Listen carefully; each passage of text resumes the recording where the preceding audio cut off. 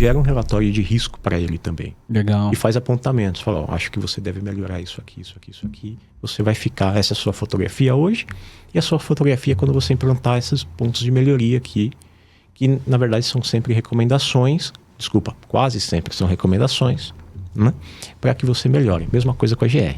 Você tem lá recomendações para o projeto e você tem as regras que são impositivas. No caso de cyber, não tem regras, mas tem assim, pontos que são considerados condicionantes. É a palavra que a gente usa. Né? Quando o Thiago me manda esse relatório, eu avalio, até com base nos controles, que tipo de cobertura Que tipo de cobertura? Primeiro, o cliente tem exposição para que a gente oferte para ele. Então, tem um viés muito positivo para ele, mas que tipo de cobertura ele ainda precisa melhorar para que eu possa ofertar. Ou aquelas que a gente identifica, como eu disse lá no começo, a gente sabe que a maturidade do mercado brasileiro lá, em 2017, quando eu estava escrevendo o produto, em 2018, quando a gente formalmente foi lá e começou a vender o produto, já melhorou bastante, tá? A gente acompanha... De lá pra cá melhorou muito. Mas assim, o cliente está disposto a investir, tá lá. A gente entendeu o que ele vai fazer. E às vezes dá para tomar um risco apesar de um gap ou outro. Então, a gente coloca esse gap como condicionante, acorda lá pro cliente, eu aceito seu risco, mas você aceita fazer isso num prazo aqui que é razoável para as duas partes. E a gente toca o barco. Então, a gente toma um pedaço do risco ali meio...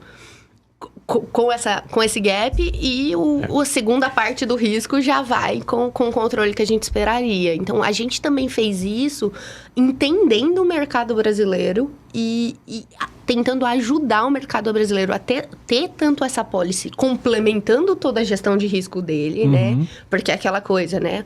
A gente fala seguro transferência de risco, mas o seguro cibernético não substitui o resto. Então, ele complementa tudo. Então, a gente oferta ali para ele ter a cadeia fechada, mas ele precisa continuar se comprometendo a manter o risco dele num nível adequado. O seguro está muito focado com a perda financeira apenas, né? Então, assim, imagina essas grandes empresas que sofreram ataques, que todo mundo sabe, né? O impacto financeiro no bottom line lá do P&L da empresa, né? No DRE, que a gente fala em português aqui, da empresa... vai ter lá prejuízo de X milhões. A seguradora vai pagar, vai indenizar e não teve prejuízo. Mas isso não vai te limpar a sua lembrança. Fala, minha empresa... Já sofri isso, tô vulnerável. Exatamente. A imagem da empresa é agredida todo dia, porque você fica lembrando daquilo. Todos os clientes ficam lembrando, o mercado fica lembrando. Grupo de WhatsApp rodando, grupo de WhatsApp, exatamente. Então, a imagem da empresa vai pro chão. E além disso que o Thiago tá falando, a gente acabou de dar um exemplo aqui. Algum risco não é coberto, o seguro não cobre tudo. Perfeito.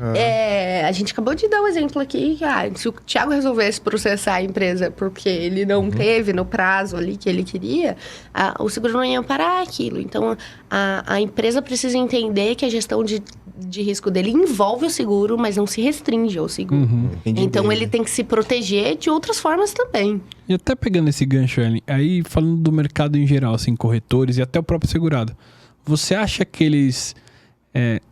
assim, o produto é relativamente novo, mas eles sabem o que eles precisam? Eles sabem o que cobertura eles precisam contratar? Preparados, né? Eles estão sabendo negociar com vocês, entendeu? Que pergunta bacana, hein? É tudo que a gente queria falar disso aí. É porque ele é um intermediário. E eu acho que para vocês ofertarem um produto bom... Mas aí que cliente, tá. O cara tem que passar isso. Muito boa pergunta, porque assim, não é só responsabilidade do corretor. Claro. Né? É responsabilidade do cliente. Do cliente também, porque o cliente precisa saber o que ele quer comprar. E seguro é como qualquer outro. Seguro de cyber é como qualquer outro seguro. Você tem 1000 opções, 1000 coberturas e 1000 valores para poder colocar na sua apólice. Se você não sabe o que quer contratar, você vai ficar na mão do mercado. E hoje está muito, muito melhor. Tem muito especialista já, grandes corretores, muita gente especializada. Mas quando a gente começou... 4, 5 anos atrás... A gente cortava mato. Cortava mato é boa. Era muito difícil. O pessoal achava que era seguro contra hacker, sabe?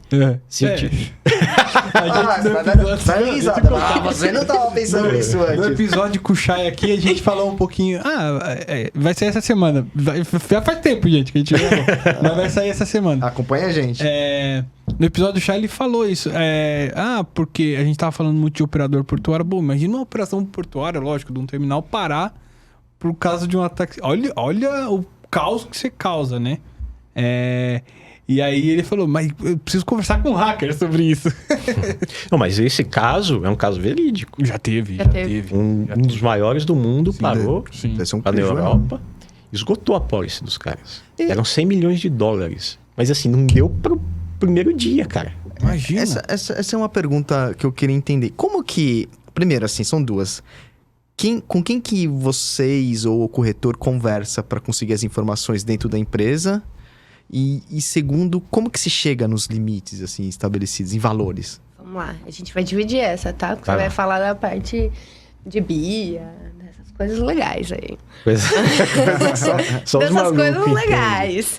Mas vamos lá, o que acontece, né? O que eu sempre falo? Primeiro, o cliente precisa conhecer o próprio risco. E ele precisa usar uma metodologia, um framework para conhecer o próprio risco. O gestor de risco da empresa tem um papel de fomentar ali dentro da empresa esse conhecimento. Se ele não tiver que tomar esse conhecimento dentro das funções dele, tem que garantir que outra área também tome. Então, assim, hoje a gente dialoga muito com a área de segurança da informação, o responsável por segurança da informação. E no Brasil ainda tem vários níveis hierárquicos que esse responsável pode ser. Ele pode ser lá um coordenador dentro do TI, dependendo do tamanho da empresa, um gerente, ou até alguém que senta no board e discute direto estratégias e direcionamentos de uma companhia. Quando ele é esse cara mais estratégico, ele tem que conhecer todos os riscos de segurança da informação dentro da mão dele e que não são só riscos ligados à tecnologia. Às vezes é o risco de um funcionário, tipo, o estagiário realmente deveria ter acesso à folha de pagamento da empresa, por exemplo, né? Fazer esses questionamentos e criar políticas, processos, né? E pedir ali para as partes de infraestrutura trazerem tecnologia para ajudar além das políticas, processos e treinar pessoas. Então, é o universo. Esse é uma das pessoas que vai dialogar pra gente, né? Quem é que vai contar pra gente o que eles estão fazendo de bom ali dentro da companhia para conversar com o Thiago? Esse cara que o Thiago geralmente dialoga. Não é só a pessoa que coloca seguros dentro de uma companhia. Então, respondendo primeiro a última pergunta, quem é que o corretor procura dentro de uma corporação para falar sobre seguro de cyber, né? Para ser um consultor sobre o risco de seguro cibernético ali dentro da companhia. Ele pode falar com a pessoa de segurança da informação, com o gestor de risco e às vezes até com um braço jurídico, que é o braço que se liga na LGPD. Porque a LGPD é muito nova para o Brasil, isso é uma jabuticaba que a gente criou aqui, né? O próprio DPO, né, que é uma sigla em inglês, mas que todo mundo acaba usando aqui no Brasil, o encarregado de proteção de dados, que é o nome correto em português, ele é quem é o responsável dentro da companhia de dialogar com a autoridade que investiga a LGPD, né? Que atua ali na LGPD. Então, esse cara também pode ser ali um replicador da necessidade desse seguro dentro da companhia. Ele não vai, em hipótese alguma, conseguir responder todas as nossas perguntas, mas... Idealmente, né? A gente procura as pessoas que têm informação específica sobre o risco. Quem são elas, né? Sempre quando eu vou marcar essa reunião de análise de risco com as empresas, eu falo, bota na mesa, por favor, responsável de segurança da informação, o encarregado de dados da companhia, DPO, bota pessoal de gestão de riscos, bota o pessoal de infraestrutura de TI. Se tiver alguém de jurídico que queira participar, de financeiro também, bota também. Então, assim, são várias pessoas chaves, porque infelizmente é um seguro novo ainda, então eu tenho que coletar informações com todo mundo. Mas se tivesse, por exemplo, um gestor de risco corporativo capacitado em análise de risco cibernético, esse cara já era o suficiente, né? Mas aqui no Brasil, às vezes, é descentralizado também a tomada de decisão e às vezes precisa de muita gente na mesa para dar informação. Tiago, você estava até falando, eu te interrompi lá, fiz o parênteses do Japa, aqui do hacker. Você falou, o seguro não é o seguro de hacker, e eu te interrompi. Não é um seguro só para hacker, né? Que a gente tava falando se o cara tá preparado para entender o que ele precisa contratar. Isso. Então, assim, na verdade, a empresa, quando ela descobre ou ela tem a noção de que realmente existe esse risco dentro da empresa, é como qualquer outro risco que a empresa tem, né? Seja de property, seja de transporte, por exemplo, né? Tem um risco cibernético, que hoje está na mídia, né? Risco cibernético. Como que a empresa sabe o que ela precisa contratar de coberturas, de valores, de etc. É um ramo novo. Tem várias metodologias para você fazer isso, tanto para a privacidade, de acordo com a LGPD, como também para a segurança, né? E tem profissionais que entendem muito disso no mercado hoje, que são os especialistas em segurança da informação. Esse pessoal sabe fazer tudo esse trabalho. Talvez falta um pouquinho de gestão de risco quanto a valores, porque eles não lidam tanto com isso no dia a dia, mas eles sabem como fazer isso. Então, basicamente, a empresa precisa saber qual que é a metodologia mais simples, né? É a empresa saber quais são os sistemas que ela tem dependente, qual que é a dependência dela de sistema da informação para as operações. Ela enumera quais são os sistemas principais, aqueles que são necessários para a empresa funcionar. Vai falar com cada gestor de cada área e vai falar. Pergunta simples do tipo: quanto tempo eu posso ficar sem esse sistema rodando até que comece a me causar interrupção de negócio, parada da operação e comece a gerar custos e prejuízos para a empresa? O dono do sistema vai saber responder. Se é o cara da expedição, por exemplo, ele fala: minha expedição é todo dia de manhã, então de noite eu já organizo a carga aqui. Se eu não tiver as notas para sair na expedição de noite, o que vai acontecer? De manhã, a transportadora vai chegar aqui e não tem carga. Já começa o prejuízo da empresa, porque eu não entrego, se eu não entrego eu não recebo, e aí vai. Então ele fala: aqui então eu tenho um período de corte de um diário, né? Eu tenho que estar funcionando em 24 horas, tem que estar funcionando, digamos. Então a gente já identificou um ponto aqui muito importante para análise de risco. Cada sistema da companhia vai ser feito o mesmo trabalho, cada departamento, não importa qual. E os gestores da companhia vão elencar quais são os sistemas críticos para a quantidade de negócio. Cada sistema tem seu prazo, seu tempo de interrupção, que pode ser maior ou menor, e começa-se a partir desse momento. E aí fala: se esse sistema A parar, quanto me gera de prejuízo se ultrapassar as 24 horas? Depois da 24ª hora, eu começo a ter R$100 mil de prejuízo a cada hora que se passa. Opa, então já temos valores agora também, né?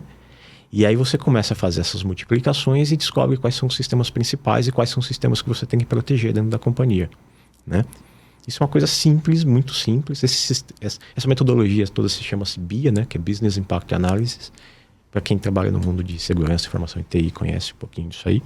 Não é tão simples assim, mas é feito dessa forma. É um trabalho bem manual, bem braçal, com anuência da diretoria da companhia, e eles que falam: isso aqui tem que ser protegido então. E aí, quando você tem esses valores, fica fácil você contratar o seguro. Né? Porque você já tem toda a base do que você precisa proteger e quanto que custa para a companhia se ela não tiver protegido esses sistemas. E nessa base não entram só sistemas tangíveis, assim, né? A gente está falando de uma política de responsabilidade civil, né? E determinar a responsabilidade civil é a pergunta de $1 milhão. Ninguém necessariamente tem a resposta correta. Mas a empresa, quanto mais madura ela vai se tornando, ela vai colocando nessas matrizes também prejuízos de responsabilidade civil para ela poder determinar qual que vai ser o limite da pólice dela.